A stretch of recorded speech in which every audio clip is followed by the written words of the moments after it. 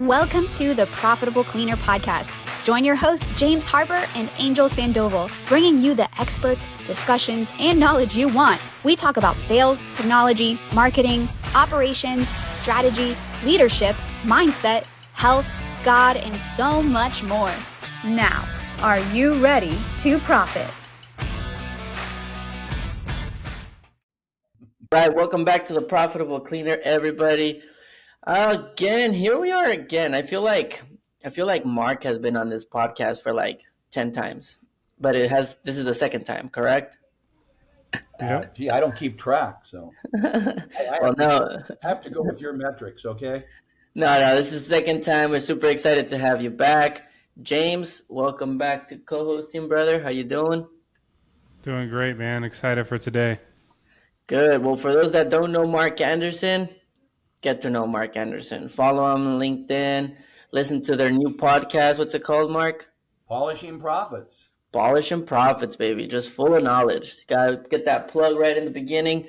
No, guys, but real quick, as you guys know, we have our event coming up, Creating Profits 2.0, and we get the honor to have Mark Anderson once again participate with us. He had participated as a keynote. Now he's running his own roundtable, going to be part of the expert panel, so it's going to be a good time. It's going to be a good time. But I just want to say real quick, Mark, thanks for you're basically taking us under your wing and kind of mentored us in this. I mean, we don't know much. But what we do know is you're definitely a big percentage of what we know, right? Especially in the industry. We know other parts. But yeah, I just want to say thank you. You know a lot, maybe just not the industry, okay? We've got coaching from you too as well, so the door swings both ways. We don't know much, but we know people. Exactly. That's all you need to know, man. No, you have been awesome. You have been critical to what we've been able to do and our success. And I know you've worked with a few of our clients as well. And overall, you've been part of our ecosystem and we just love it. And we can't wait to hear your podcast and keep supporting. But here we go. Mark, your topic, cross-sell and upsell. You say that you're the king of cross-sell and upsell. No, I'm just kidding. Almost the king, maybe? Let's just say I'm in the king's court. We'll put it that way, okay? There you go. King's court. I'm in the castle. I may not be the king, all right? Let's just start with the basics here, because I know we've done a podcast before, but let's start with the basics. I agree. A lot of people focus on the sales, new business. Mm-hmm. I'm a big believer of, even though I wasn't a farmer, just like milking what you have for more. And I know you always say like everybody's sitting on a gold mine, and they just don't even know it. They're just walking through there. So for you, where does the obsession of cross-sell and upsell, there's a little bit of an obsession for you. There's the people that are obsessed in sales. Like I'm obsessed in new business, but you're obsessed in cross-sell and upsell, and like you love it every time we talk. So where does that come from first? Well, it comes from like everybody else and being an owner running a business. You only have so much time for sales, new sales. New sales are time consuming. They're expensive. Normally from the contact time, you're 18 months out to a sale. Unless you get lucky, you roll the dice, boom, yeah, I'm taking a bid. Problem with I'm taking a bid is you're the last one in line because they've been talking to a whole bunch of other people for the last year or two. So I went to a seminar, Jay Abrams, you can look him up. He's done billions of dollars of business. Oh, yeah. And spent a whole bunch of money I didn't have and sat in a seminar for 3 days, 14 hours a day, doing roundtables and listening to him. And the challenge was you're leaving money on the table if you're not getting everything out of your clients that you should be getting. And so he went into the whole thing about they're more likely to buy, they're ready to buy. What can you present to them once you're in the door? They're 50% more likely to buy from you if you're priced correctly than anybody else coming in. So what else can you sell? Well, that got me thinking, what am I leaving on the table? Making a very long story short. So I started talking to customers, and the next thing I know, and then the industry's grown since then. This was back in the 90s, okay? And everybody understands I can go out and I can sub stuff, but it's how you do it. It's who you pick as strategic. We called them strategic alliance partners. Mm-hmm. And all of a sudden, when I had a bad sales year, I'm picking up $1 million in revenue from my current customers, and it's costing me very little commission. It tucks right inside my current margin expense. It doesn't cost me any more management normally to run it, maybe a big special project. And all of a sudden, I'm dropping a couple points to my net profit.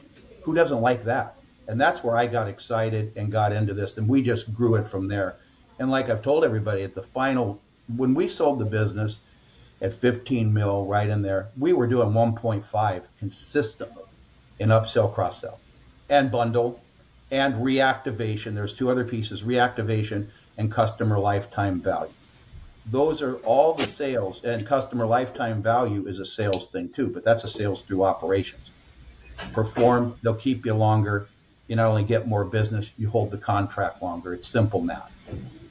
If I hold a contract 3 years instead of 2, I got another year. That's a year I didn't have to replace. And if you do it right, you're playing the long term game. So if you're playing the long term game, you already know where you're going to be making your profits, right? Like it's so when I hear the people that I feel like there's people that know how to do a certain part of the business, and then there's people that know business. They understand like the business economics of it, right? Well And said. they're like, "Oh, I'll win the contract. I'll win it at 2% right now. I don't care." Because it's a multi-location, it's this, they playing that game and they're like, but wait, it's a 3-year contract. Right now I'm at 2%. He's like, by the time I'm done, I'm going to be at about a 10, 12%, depending on how I move my, and not a lot of people think that way. And another one of my mentors told me, that's one thing, the percentage. And he's like, the other part is, if I keep this contract for 2 years, what other doors does it automatically open from this account, in which then I can charge more because they already know my name. So every time I hear you talk, and then I hear one of our mentors tell us that, I'm like, I'm going to ask you a quick question, Mark, before we go into upsell and cross-sell. Why don't most people see it this way?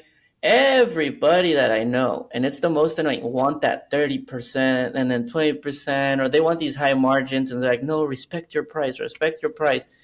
But price is a correlation of like the market, competition. It's like everything. So you have to be able to be competitive in price, right? Like, why don't people see it this way?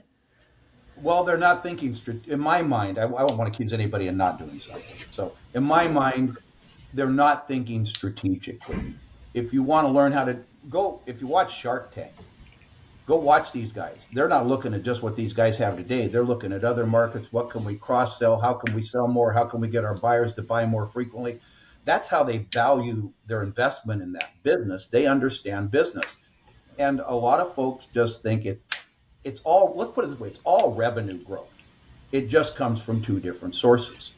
The one source is new revenue. You have to have new revenue and new customers. It's the lifeblood. It replaces what goes out the back door. That's where we get back into retention. So I get excited because you can leave so much money on the table. The first time it charged me up, I was sitting with a customer, and our quarterly meetings ran 20 minutes. Okay, that's all. When I came in with the RVP, we ran 20 minutes. And we're talking at the end, and it was a large complex, 400,000 square feet, clean room. And I said, what else can I do for you? And he said, well, you guys don't pay, do you? And I've had this customer 10 years. And I go, yeah, what do you got? He had fan cabinets and stuff like that. I said, can we give you a bid? He goes, yeah. Well, the bid was $40,000 at 40%. The next question was, we're to stripe the parking lot. Do you do that? And I said, we do. And from then on, I thought, I really haven't put into practice what I learned sitting in a seminar 10, 15 years ago. I mean, I played with it, but all of a sudden the light came on about, the last 15 years. And we there's literally years we did not put a new customer on and still added $750 to $1.5 million worth of business, all sold internally with our operation.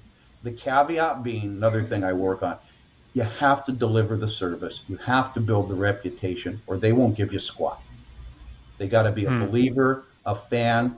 Do they have to be raving? No, they've got to be satisfied with what you're doing, see you as a good value, and trust to give you more. So this works in combination with your operations. If your operations isn't delivering service like that, that's renewable, then you're not going to get a lot of the extra work. And I've had conversations with companies in the $100 million range we're working on this, that I have the pleasure and honor of working with.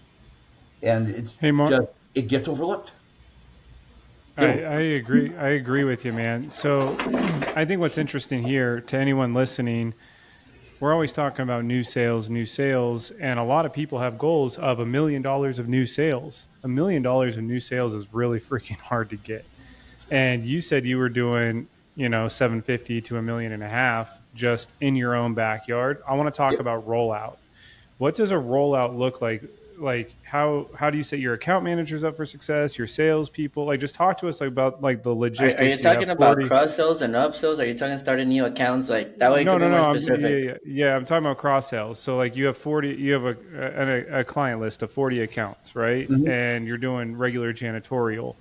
Maybe some of these accounts need painting. Maybe they need exterior window cleaning, whatever the case may be.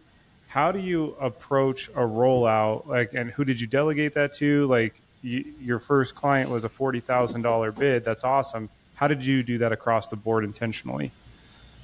Good question. And as a matter of fact, I'm developing a program right now to be able to do that. We should have this done by fall because I've been asked that question a lot. What is the process? So thinking an ISO 9001 tech, what do I have to do?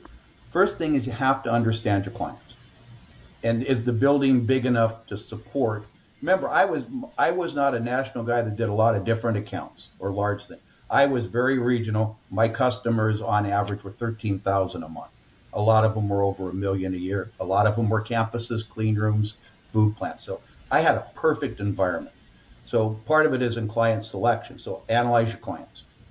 Who can I sell to? Who will buy more? Because the people that bought the janitorial are the same people buying the plumbing, the electrical, the landscaping. It's the same buyer. I Mm-hmm. mean, so why are you not expanding and promoting that? One, make their job easier.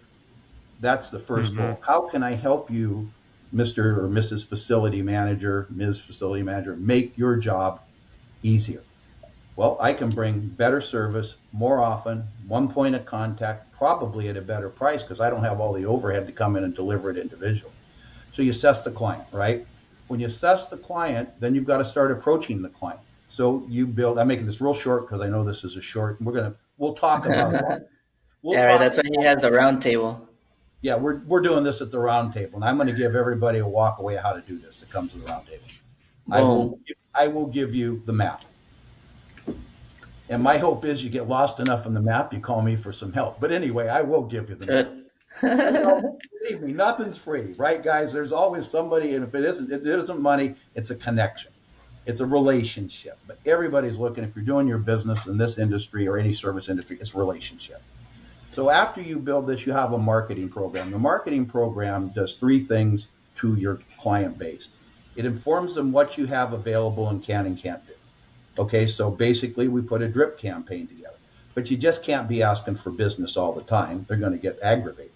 And all those things we talked about are all cyclical. All sales and contracts are cyclical.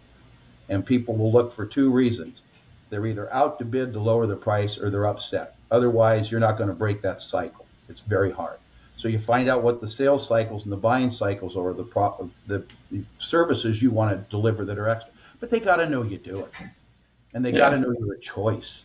And the only way you can do, nobody's got time to call on people. It's not done that way anymore. We used to knock on doors and sit down and have coffee with people. Those days are so dead. It took me 5 years of coaching to realize that stuff really, and I'm not knocking the cold call. Cold call still works, be calling some people. But you've got to build confidence. It's like dating. Mm-hmm. You've got to get the trust. I'm in on one. We've had the first date. I'm doing your recurring work. Look what all I can do for you and how easy I can make your life. Yeah. So you build a drip campaign. The drip campaign has to do three things: promote you, entertain, and the other thing that it has to do is it has to provide value other than what you are going to deliver. So that campaign has to go into things that help them do one of their many jobs as a facility manager, property manager better. Yeah. So these have to veer off into, you know, how to get your HVAC running great. And this stuff's easy to do now with Chat GPT-3 and all the AI stuff. You go to one of the building operating magazines, you pick a topic, you load it in, you get it, boom, you've got your SME. You need to have somebody now. I don't trust Chat GPT any further than I can throw it. I've got to go through it. I know what I'm doing. So you've got to have enough knowledge to go through it, or somebody who does. Yep. And you give them something. All of a sudden they go, well, I didn't think of that. And so they get a checklist, the 10 things to do for your HVC to shut down, to prep for winter. I don't care. You see what I'm saying? It's value. Yep. I don't ask you for a thing. The other thing is I also have a landing page that directs you to all the things we do. So you can go out and look at your leisure. So if you forget me, and the other thing is we're coming in twice a month or whatever your schedule is on the drip, entertaining, educating, and promoting your business. Believe me, it works. Then how you get that to the people, the final part is you train your AMs, you train your GMs, whatever your level is, on here's what the letters go out, here's what they're saying. So when you're having a business meeting, say, hey, did you check this out? Are you reading it? Well, yeah. What's coming up? Out of all let's just say I list 8 common things that are easy for pressure washing, extra windows, carpet cleaning, may not be in the bid spec. Things that I can easily deliver or get. You start going outside that to the other facility services, you got to have partners and you've got to work a lot of different things out to make sure you deliver, because your rep's on the line every time you do something extra. And you just train them, and it's not hard. I'm working with a company right now. I'm training general managers on how to follow up on that, make the calls. When they're in doing their quarterly business meetings, I might say, James, Angel, we've been looking at, we see you've been out and looking at the landscaping and things like that. Is that contract coming up pretty soon? Well, boy, we'd like to be a part of that. Or we're doing a special. I mean, that's kind of old school marketing, but it does work. Yeah. How often do you pressure wash? What do you pressure wash? And this isn't a business meeting. So all of a sudden, I'm not a salesman. I am here to support and provide solutions to make you more successful and do those jobs better, faster, easier, and at a price you most likely can afford. So that's, in short, did I answer your question? That was a big question, man. No, I think that's spot on, man. It's just about like the rollout. I think people have this idea of this is a good idea. I mean, I can go down the list of multi-million-dollar companies that Angel and I know personally, and they don't sell in their own backyard. Like the old sales adage, get your client or get your prospect to spend their first dollar. You've accomplished that. You have a janitorial contract. Now, how can you expand that scope? I think this is a genius topic. It's executing it is where I get more curious about, man. So I think that's spot on. This year, we're talking about execution this year. That's my focus. And I think there's also like this, like if you don't have time to do everything that Mark did, I mean, at least at a minimum, go have conversations with your clients, because that's what it is. It's coming from a support standpoint, right? Like, hey, I already did the janitorial. Hey, I noticed you oversee all of this. How can I support you? Right? Like it's as simple as starting a conversation. I do have a question though for you, Mark.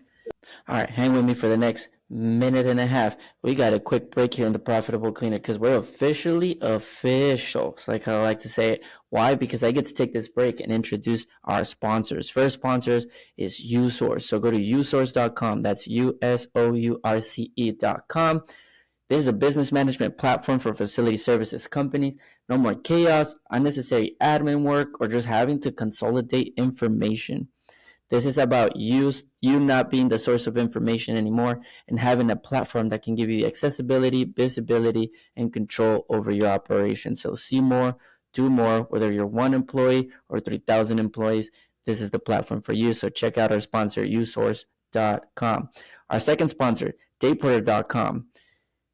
They will help you with all your outbound, LinkedIn, email, call, and they're going to do it with a team from Latin America. So make sure that you reach out to them, dayporter.com. They can help you hire your next superstar and give you the strategies to go book the walkthroughs that you're looking for. The third one is going to be Melgar Consulting. That's alexmelgar.com. If you're hovering around the $5 million range and you're in the facility services industry, want to hit those 20, want to keep bumping your head and really want to scale, he is going to be able to consult and help you have the right foundation, the right structure, and the right strategies, and the right advisory and consulting to get you past those 5 to 20 million. So go to alexmelgar.com. And last but not least, our fourth sponsor, cleaningprofits.com. That is our annual event for facility services CEO, executive teams, leadership teams. Bring them out. This is all about transformation. It's all about training. It's all about community. And it's held once a year, this year, September 12th to the 14th. So thank you once again to all of our sponsors. And let's continue on to the show. This might go, it's on topic, but off topic. So, which is, here's a surprise. Here we go. So basically, what you used to do was you had an alliance or a strategic alliance, somebody you trusted, you vetted, they've done good work, they've worked with clients of your size, right? And then you said, cool, I'll give you a percent. Here's your percentage. I'll keep my percentage and I'll deal with the client. That's one way. The other way is adding the services in-house, right? And going from a commercial cleaner to a facility maintenance company or a commercial cleaning and landscaping and parking lot sweeping, whatever it is. Question, I'll ask another question right now, but this question is, what's your favorite way of doing it? Like, what are the pros and cons of both ways? Well, there's a lot of companies in BSCAI that do that successfully. They run their own operation. For me, I didn't want to become an expert in those areas. I mean, I understand landscaping. So to me, I took the general contracting or prime subcontracting point of view. I got the contracts. I understood what the service was, knew how to manage it. And I found people that would basically work with us and perform in a sub. Yeah, in a sub manner, in a subcontracting way. And we had all kinds of different splits. We had all kinds of different bidding formulas to win contracts, because you don't bid a $20,000 painting job the same as you do a $100,000 one. So you have to work through. And we did this over years. We didn't develop this overnight. Let me be frank. I mean, the stuff I'm talking about, we were doing at the end. Some of these people have been partners with us for dozens of years. Okay. Yeah. We knew, I had one guy doing almost $1 million with us at one time. So there's no right or wrong way, but let's talk about the fastest path to cash. If I don't understand that market, but I have a sales opportunity to that market and I'm in with the decision maker, Jay Abraham, used to call it back door, front door in the old days. The door swings both ways. How do we get in the back door and front door? Well, I'm in the front door cleaning. The back door is all the additional services. Who do I bring in the back door?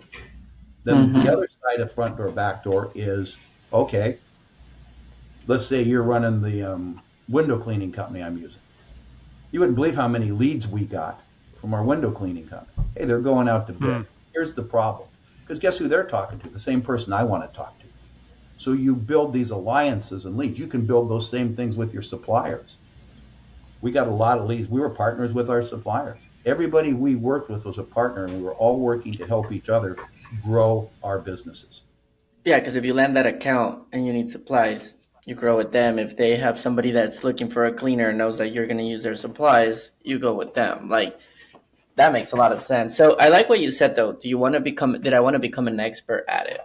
So you made that comment. And I think if you don't want to become an expert at it, you don't outsource. You partner, you outsource to someone else, you sub to the experts, and then you focus on what you're an expert at, which in your case was the customer facing, the commercial cleaning, the facility, like all of that, and the overseeing the project.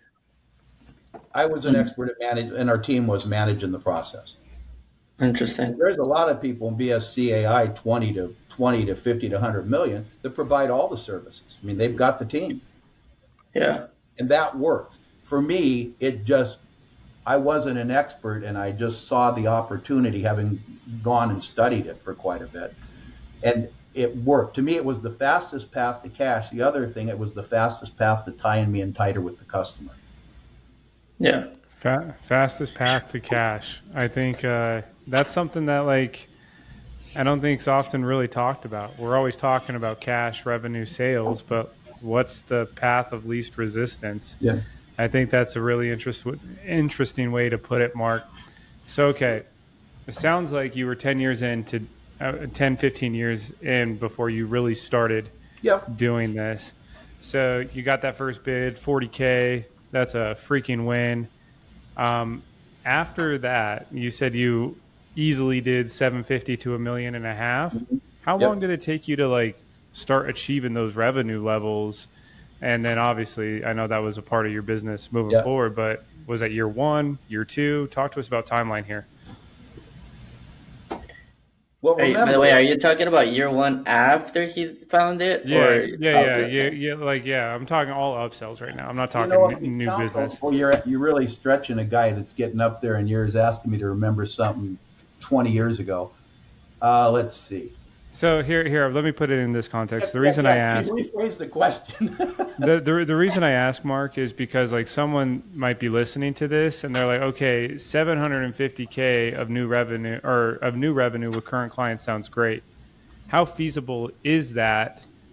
Like, and Well, I like, think when can that that be? would depend though, because he did 14 million in revenue already. Like, or let's Yeah, say he was doing exactly. 11 million. So So take don't get revenue caught up on away. this. Yeah, don't get caught up on I, the 750 and the number. I think it's the flow, the momentum flow of upsells is what you're asking, right? yeah, Because yeah, 750 correct. and you only do a million, it's like, well, you're not gonna get You're 750. not You're going gonna to do get it. 50. A Yeah. hundred 10 percent. percent of gross revenue was our target, Okay, so there you go. So ten and we percent of achieved gross it. revenue. We regularly achieved 10% additional of gross. And I mean, this isn't unique to me. ABM, ISS, these guys, these big companies are experts at this stuff. They understand it. Why can they take things at break even? Because they've looked at the contract, they know what isn't in the scope of work, and they know how many things they can upsell and cross sell. And that's how they can take a $1 million contract to break even. They get 5 years on it and they look at all the opportunity and they go to work on it. And that's a strategy we used at the end after I finally figured out how they did all this stuff. I like it Mark, though. 10% of gross revenue is what you should be aiming to upsell if done properly, of If you've course. got a But system in place, if it's important to you, and again, the only way you can do this is with a good operating team. You have to be producing. And I keep coming back to that and coming back to it. Your quality management systems must be in place. I'm working with a couple companies on that. We're looking at ISO 9000, 2015, and ways to do things. And there's all kinds of ways. I like that because I understand that system and I was in it. So when that team's operating, now you incentivize whoever's doing it, general manager, area manager, and they all got commissions. It was a commissionable event for them. yeah, Now we got to roll the clock back. I have to think about it quick and present value today's dollars. But 10 years ago, I had area managers making an extra $2,000 a month.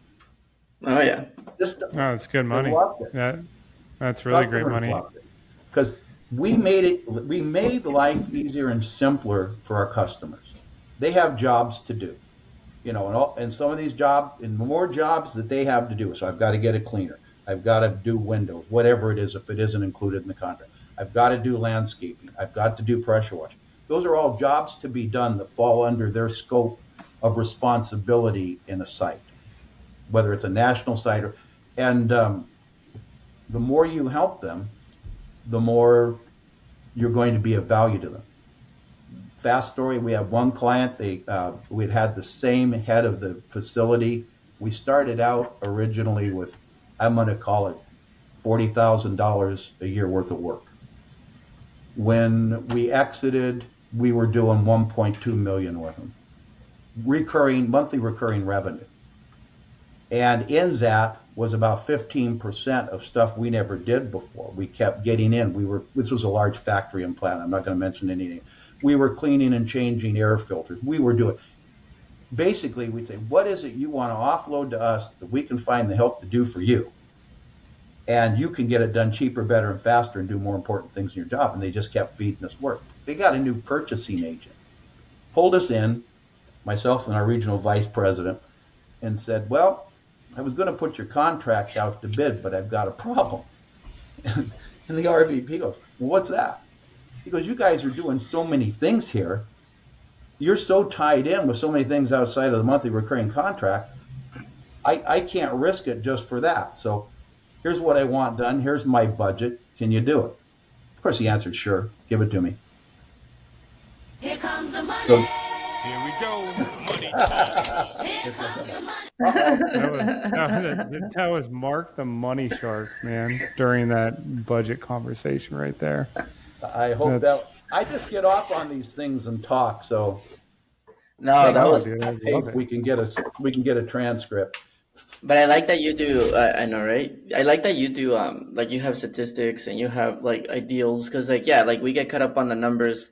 Even like that question that James was asking, it's like yeah, 750 sounds good, but it's not the 750. It was a 10%, which I'm glad you clarified that, because then somebody listening to this, let's say that you're losing money. So I was actually talking to someone. They're like, man, we're losing money monthly, right? We got to increase our prices, but I need I need a bunch of new accounts. And I'm like, cool, let's go get you new accounts. But also, I'm like, what about the one time? Where are all the one time projects? Where are all the additional services? Oh no, no, no! I want new revenue. And I'm over here thinking like, well, we already have a list of 30 clients or whatever, right? My first advice would go and grow them real quick. See if they got those one times with those high profit margins, and at least recoup so that you can break even. Like figure out what you're losing monthly, how much one time projects you need while you let this sales machine take off, right? Because people either pick one or the other, and I'm like, and then you put all the pressure in one bucket or the other bucket, and I'm like, you gotta be able to have Yeah, and your both going. scales are always tipping Yeah, left and right and up and down. Yep. And And then depending on where you're at mindset wise, either your ops team feels the pressure or your sales team feels the pressure. And it's just a back and forth instead of almost like a unit, like we're all moving together. Right. but the key is you've got to start it. Like that first Mm-hmm. job, what charged totally. us up. And I've sat on the information. I mean, we did upsells, soft things. We do extra carpet jobs, and all of a sudden, the bulb from that late '90s seminar finally dropped in. Oh my God, this is what this guy was talking about. Customer lifetime value, more money, more often from my same customers.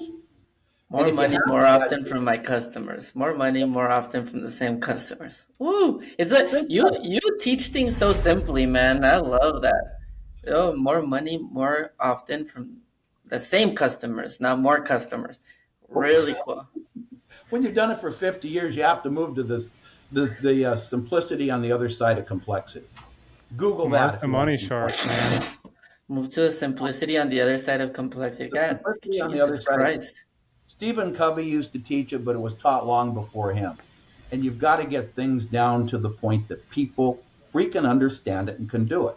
We can all go get an MBA, and there's nothing wrong with that. Don't get me wrong. But by the time you're done sorting through the horse manure to find the pony, a lot of years have gone by. Yeah.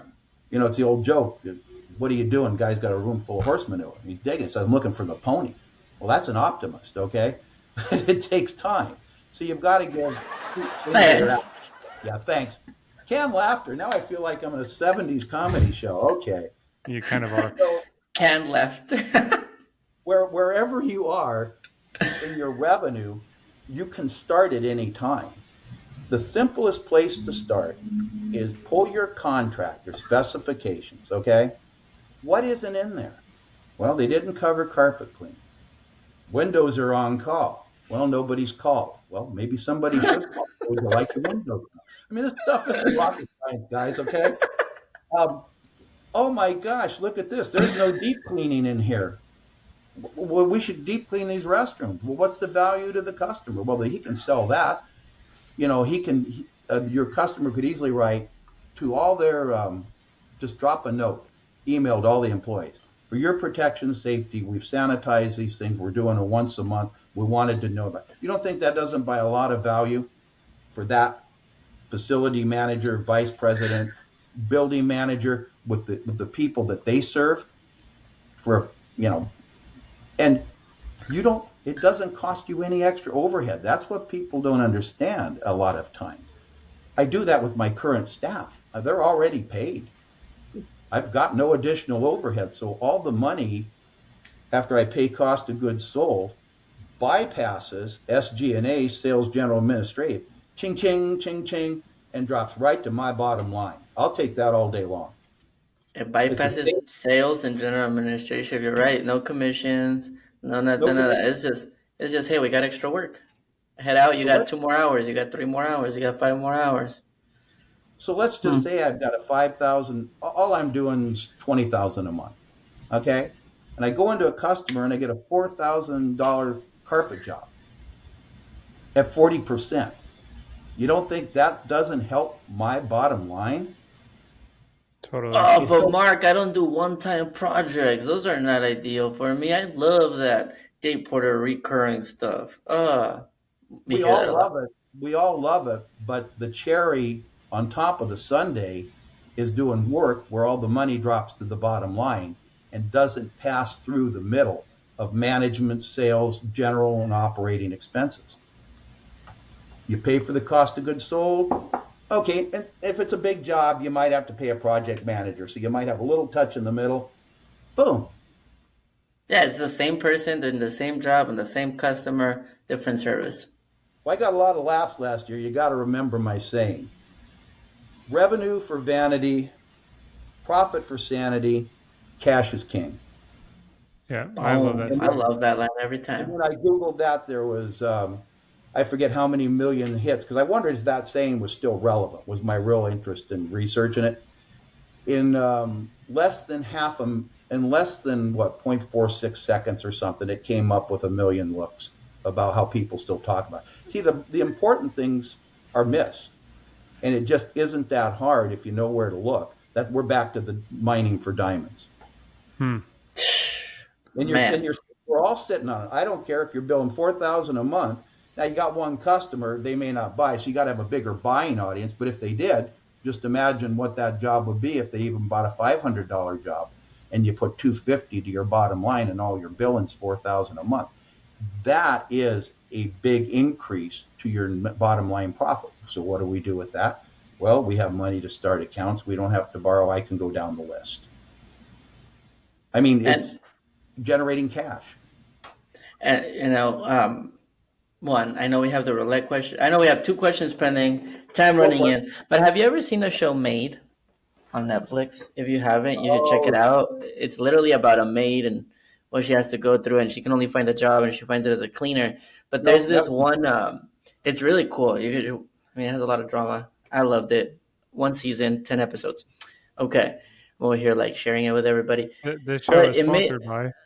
but I know made. No, but there's this cool scene that you just talked about, Mark. And so, like, we had Dan Lindsay say, you got to get your cleaners to be your salespeople too, right? Like, if they see something, they let you know and they say, hey, I saw a stain over there on the floor. Like, then we need some carpet cleaning. Mark is saying, hey, there's money where you're already at. And in that show, it's funny. She, in this particular case, she was cleaning a house, a huge house, like a mansion. And then she just happened to say, by the way, I know you're putting this up to like get the realtors to show it, and I noticed that some tile and grout was dirty on the bathroom. And then she's like, "Oh, can you do a deep?" She's like, "I could do a deep clean for you." And I was like, "Perfect, charge me."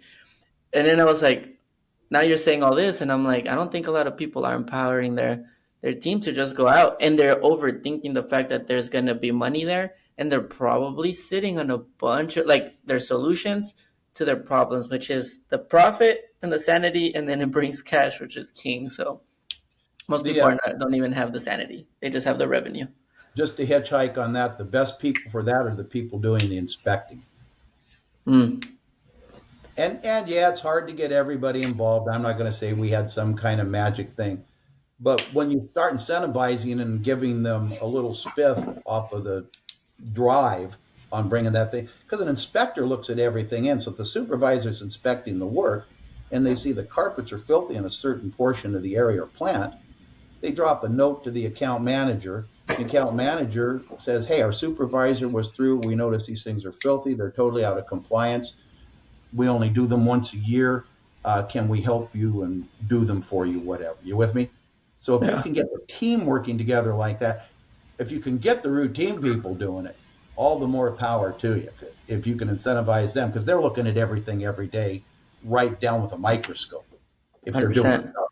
But the inspector, and I'm not saying a separate inspector, that's a whole other conversation.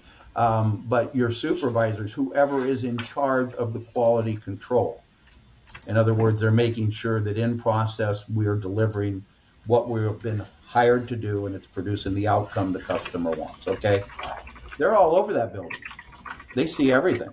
And if you can incentivize them to turn those things in to the people that can handle, then they drop an email, customer thinks about it, goes over and looks and goes, oh gosh, this looks horrible. 100%. Yeah. Hey, can you give me the 100%. bid? Oh, All no, right, it's Mark. already made. I've already done it. Here, check your email. There Okay, you go. you guys get, so there's plenty. And again, let's go back to new revenue to a point, and very quickly. New revenue costs a lot of money, and I'd bet $100. 9 out of 10 people couldn't tell you in this business under 5 million and under a year what it costs to acquire a sale. That I agree with. I That I mean, agree they with. don't know, and they go, "Well, gee, it's Nothing. nothing." Yeah, I do that. Well, do you pay yourself? Yeah. Well, that's the cost of the sale. Oh no. Yep, we're having some. So 2 questions. James, pull out the roulette, and I'm gonna ask one question. Mark, in 30 seconds or 15 seconds, since we know our time. What? Why did you decide to get involved with Cleaning Profits, and why do you think people should go? Basically, you guys come at it from a whole different perspective.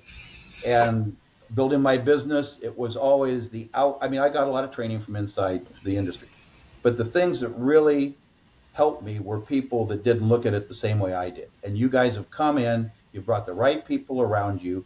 And you don't claim to be the experts. You don't have to be, but what you do well, and that's bring people together, get the right people in the room, so we can get knowledge from a lot of different perspectives. The more perspectives you get, the better you're going to do, and it's good to work outside your basic industry boundaries.